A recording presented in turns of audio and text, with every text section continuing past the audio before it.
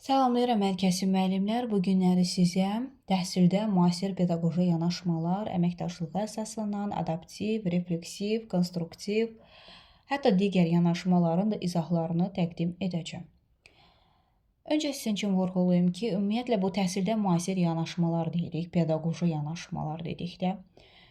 Yəni biz hər hansısa bir qayda demirik burada. Əsas bunun əhəmiyyətini vurğulayaq ki, müasir təlimdə əsas məqsəd nədir?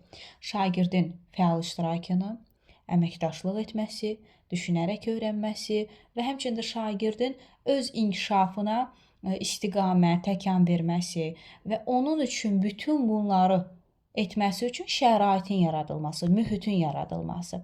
Bax, müasir təlim özündə müxtəlif istiqamətləri birləşdirir. Amma mərkəzdə yalnız məqsəd olaraq kimdir? Şagird. Məqsədim nədir? Həmin şagirdi inkişaf elətdirmək. Sadəcə bilik ötürmək yox, biliyi bacarığa və müxtəlif istiqamətlərdə onu inkişaf etdirmək. Təkcə bacarıqla da yetmir. Bu şagirdin səriştəsi də olmalıdır. Özünə görə metakognitiv bacarıqları da olmalıdır. Bu şagird sosial bacarıqları da olmalıdır. Real həyatı bacarıqları da olmalıdır. Ona görə də bunların hamısını təmin edən müasir təlimdir. Müasir təlimi də düzgün, effektiv reallaşdırmaq üçün müasir pedaqoji yanaşmalar nəzərə alınmalıdır. Birinci qeyd eləyirəm, əsas məqam olaraq konstruktiv yanaşma. Konstruktiv yanaşma özündə konstruktivizm göstərir. Bu nə deməkdir? Konstruktiv deyəndə bizə rəy yadımıza düşür. Konstruktiv rəy istiqamət verir, yol göstərir, gələcəyə istiqamətlənir, səhvi düzəltmək üçün ona həm özünə inam, özgüvən yaradır, həm həmin səhvi düzəltmək üçün istiqamət verir. Yəni dəqiq, düzgün, aydın spesifiklik belə burada qorunur. Düzdürmü? Bax, burada da deyəcəyik konstruktiv yanaşmadakı şagird biliyi öz təcrübəsinə əsaslanaraq öyrənir. Yəni özü qurur. Burada müəllim məlumatı ötürmür. Nədir müəllim? Fasilitatordur. Həmçində qeyd eləyək ki, problemlərin həllidir, tənqidi düşünmədir, kəşf eləmədir. Bunlar hamısı konstruktiv yanaşmada reallaşacaq. Əsas da biz nə edirik? Konstruktiv yanaşmanı reallaşdırmaq üçün nə edəcəyik? Layihə əsaslı metoddan, problem əsaslıdan, debat təşkil edə bilərik. Məsələn, müxtəlif tapşırıqlar deyə bilərik ki, həmin tapşırıqlar tədqiqat əsaslı olsun. Və bunlar hamısı nə edir? Konstruktiv yanaşmanı reallaşdırır. Biraz da sizin üçün genişləndirim. Məsələn, şagirdin biliyi, belə deyək, öz təcrübəsi və əvvəlki biliklər əsasında o birləşdirərək, məsələn, mövcud biliklə yeni biliyi birləşdirib, mən artıq nə yaradıram? Özüm üçün rahat yollar tapıram. Özüm üçün yeni kəşflər, daha yaxşı anlama. Biraz da biz burada deyə bilərik ki, təkcə tənqidi deyil, hətta şagirdlərin özlərinin kəşf etmə bacarığı da ön plana keçir. Burada müəllim məlumatı sadəcə izah eləsin, biliyi sadəcə mənimsətsin deyil. Müəllim öyrənmə prosesini qurur, istiqamətini verir. Bir növ müəllim burada kim olur? Fasilitator olur. Və öyrənmə prosesini təşkil edən bələdçi müəllim, öyrənən, kəşf eləyən, araşdıran isə kimdir? Şagird. Aktiv öyrənmə var burada. Sorğu-sual olacaq burada. Sual-cavab da deyə bilərik. Araşdırma olacaq burada. Kəşf eləmə olacaq burada. Və həmçinin də yeni biliklə köhnə biliyin əlaqələndirilməsi baş verəcək. Tənqidi düşünmə inkişaf eləyəcək və həm də problem həll etmə bacarığı da inkişaf etmiş olacaq. İş üsulu olaraq da konstruktiv yanaşmada debatı əsas götürə bilərik. Keçid alırıq digər yanaşmamıza. Müəllimlər, digər yanaşmamız olacaq əməkdaşlığa əsaslanan yanaşma.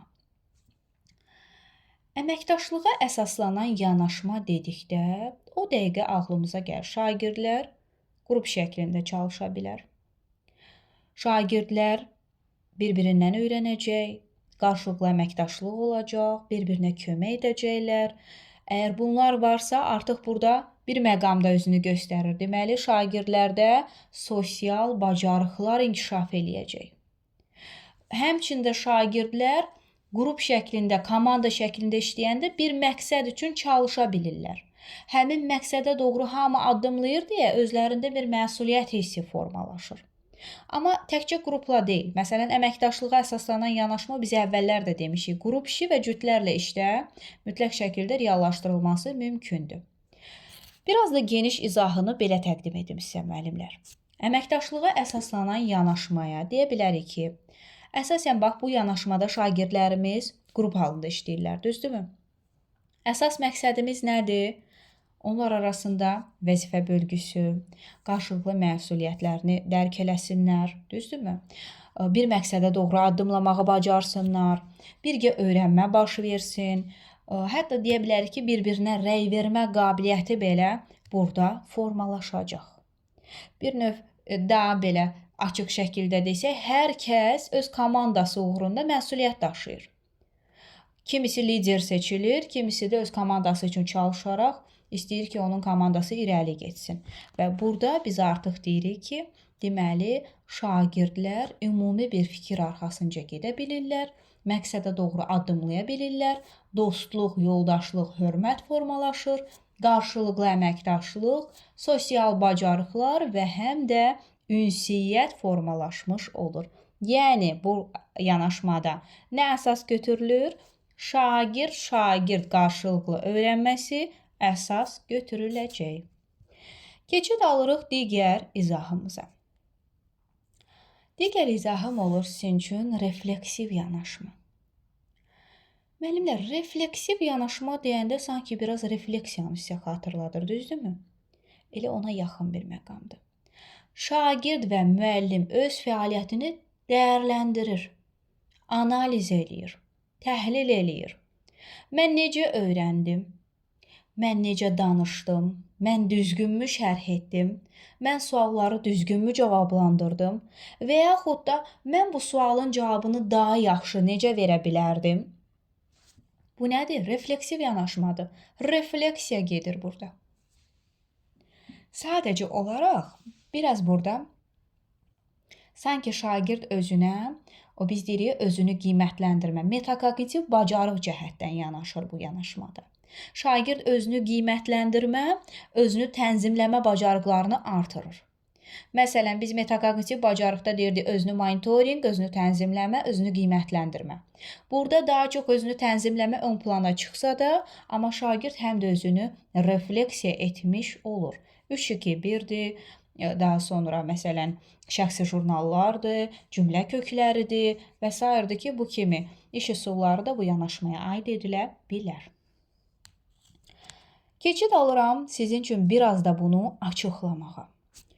Ümumiyyətlə bu yanaşmada dedik, əlbəttə ki, şagird və müəllim hər biri öz fəaliyyətini analiz edə bilər. Refleksiya təkcə şagird üçün deyil, həm də müəllimin bugünkü təlimin keyfiyyətini aşkarlayıb daha yaxşı necə bu təlimi qura bilərdim deyə suala cavab tapmasıdır. Və həmçinin də deyə bilərik ki, müəllim bunu deyir ki, şagirdlərim necə anladılar? Şagirdlərimin güclü, zəif tərəfləri hansılardır? Yəni, müsbəti, çatışmamazlığı hansılardır? Təlim nəticəsinə nə dərəcədə çata bildim? Bax, bu da müəllimin bir növ refleksiv yanaşması hesab edilir. Keçid alırıq adaptiv. Adaptiv nə deməkdir? Fərdiləşdirilmiş. Şagirdlərin fərdi xüsusiyyətləri və həmçinin burada öyrənmə tərzləri, deyək ki, meyli marağı belə ön plana keçir.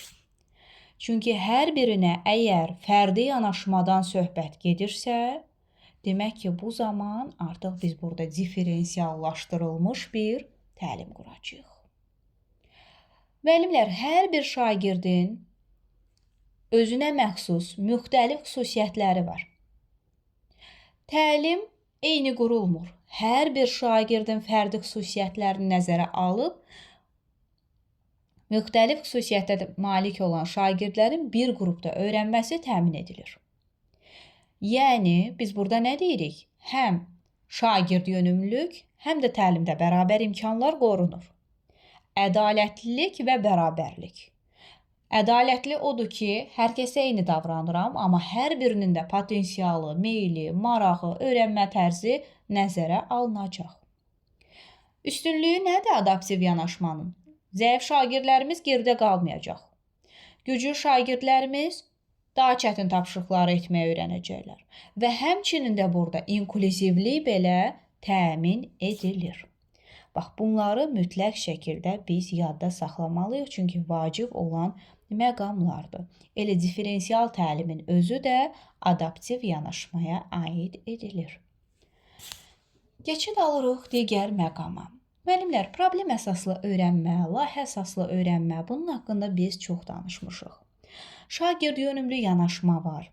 Hansı ki, biz bunun haqqında da demək olar çox məlumat vermişik ki, mərkəzdə şagird dayanır, şagirdin ehtiyacları, maraqları, bacarıqları burada ödənilir, ehtiyacları, yəni təhsil tələbatları ödənilir, şagirdin aktivliyi burada daha çox ön plandadır və biz əsas şagirdi düşünüb, onun fərdi xüsusiyyətlərini düşünüb, hamıya eyni yanaşmaqla yanaşı, həm də fərdiliyi ön plana çəkirik. Bu da olur bizim şagird yönümlü yanaşmamız. Fasilitasiya yanaşması var ki, müəllim dərsi, belə deyək, özü istiqamətləndirir, şagirdlər orada aktiv olaraq öyrənirlər. Biz buna nə deyirdik? Müəllim bələdçi, şagird tədqiqatçıdır.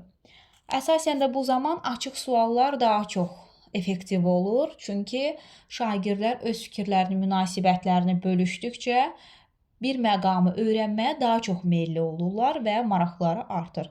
Amma qapalı suallar faktlara, sübutlara əsaslanır deyə həm şagirdlərimizi bir növ robotlaşmaya aparır, həm də ancaq fakt və sübutlardan başqa öz fikirlərini bildirməkdə çətinlik çəkəcəklər. İnteraktiv yanaşma. Müxtəlif iş üsulları ilə, iş formaları ilə, metodlarla və s. Məsəl üçün, belə deyək də, analizlər var, texnikalar var, strategiyalar var ki, bunlardan istifadə edərək şagirdin dərs prosesində fəallığını təmin etməkdir. Kompetensiya əsaslı yanaşmamız da var ki, məsələn, bunun qayda olaraq belə deyə bilərik ki, bilikdən daha çox bacarıqların formalaşmasına əsaslanır. Yəni, kompetensiya əsaslı nə deməkdir? Səriştə. Kompetensiya sözü 5 sözün birləşməsindən yaranır. Bilik, bacarıq, vərdiş, dəyər, keyfiyyət. Kompetensiya əsaslı yanaşmada bax bu 5 dənə məqamın 5-i də birləşir. Bilik, sadəcə bilik kimi qalmır, bacarıq formalaşır. Bacarıq da formalaşanda təkcə bacarıq kimi deyil, artıq vərdiş hal alır. Vərdişlər artıq çevrilir dəyərlərə. Dəyərlər getdikcə artdıqca artıq o şagirdin keyfiyyəti yaranır. Bir növ desək, kurikulumun əsas fəlsəfi yanaşması da elə kompetensiya əsaslı yanaşmadır ki, görürsünüz, bir-birindən sanki zəncirvari olaraq yaranır və şagirdin daha da mükəmməlləşməsinə gətirib çıxarır. Diqqət edəcəyimiz məqam, bax bu məqamdır ki, biz əsas bunu nəzərə alırıq. Şagirdlərimiz yalnız bir istiqamətdə çalışmasınlar. Məsələn, bax, interaktiv yanaşmadan danışdıq, düzdürmü müəllimlər? İnteraktiv yanaşma olmasa, şagirdlərimiz ancaq monoton dərslərdə olacaqlar. Şagird, belə deyək də, bir gün pasiv olacaq, bir gün aktiv olacaq. Amma interaktiv yanaşmada daim şagird fəaldır, aktivdir. Motivasiyası artır, diqqəti artır, meyli marağı artır dərsə. Məsələn, interaktiv yanaşmada deyirəm ki, rollu oyunlar, oyunlaşdırma qururam, müzakirə təşkil edirəm, debat edə bilərik, akvarium, karusel. Daha sonra burada 3 əsas məqam var da, qarşılıqlı əlaqə. Şagird-müəllim, şagird-şagird və şagird-məzmun. İnteraktiv yanaşma bu 3 istiqaməti nəzərə alır deyə çox effektiv məqam yaradır. Və həmçinin də kompetensiya əsaslı deyəndə, əsas biz nəyə diqqət yetirəcəyik? Biz nə əldə edirik kompetensiya əsaslı yanaşmada? Yaradıcılıqları inkişaf eləyir, praktik olaraq şagirdlər inkişaf eləyir. Hətta deyə bilərik ki, şagirdlərimiz istiqamətlənirlər, belə deyək də, yalnız biliyi özlərində saxlamırlar. Orada öz strategiya, öz taktikaları, öz yolları kəşf eləmiş olurlar və həmçinin də kompetensiya əsaslı da yalnız bacarıq kimi qalmır. Bayaq da dedim, yenə təkrar edirəm. Mükəmməl bir səviyyəyə yüksəlirlər. Belə. Müəllimlər, bu bizim təhsildə müasir pedaqoji yanaşmalar. izahımız idi. Biz burada əsas məsələ əməkdaşlığa əsaslanan refleksiv, adaptiv, konstruktiv və digər məqamları da nəzərə alaraq sizin üçün izah etdik. Amma bunları özünüz oxuyaraq, özünüz üçün qeyd apararaq və inşallah ki, indi bunun testləri üzərində də işləyirik, testlər də təqdim olunacaq. Amma bu materialları alıb özünüz də oxuya bilərsiniz və bu yeni materialları almaq üçün göstərilən nömrə ilə əlaqə saxlayıb WhatsApp-da ətraflı məlumat ala bilərsiniz. Köməkçimiz sizə istiqamət göstərəcək. İzlədiyiniz üçün təşəkkür edirik və mən çalışıram ki, sadə sözlərlə sizə izah edim. Faktlarla, sübutlarla əzbərçiliyə doğru gedirik, amma sadə izahla biz bunu mənimsəyirik, anlayırıq və bir daha yadımızdan çıxmayacaq. Və dərslərimizə də qeydiyyat davam edir. Dərslərə qeydiyyat üçün də həmin nömrə ilə əlaqə saxlaya bilərsiniz.